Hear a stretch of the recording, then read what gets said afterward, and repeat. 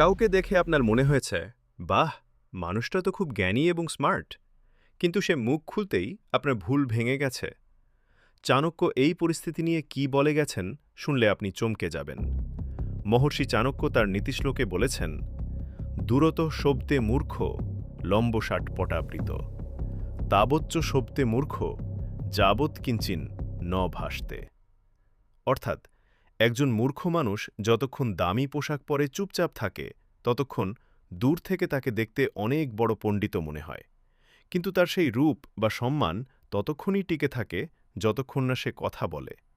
কারণ পোশাক আপনার শরীর ঢেকে রাখলেও আপনার ভাষা আপনার আসল ব্যক্তিত্বকে প্রকাশ করে দেয়।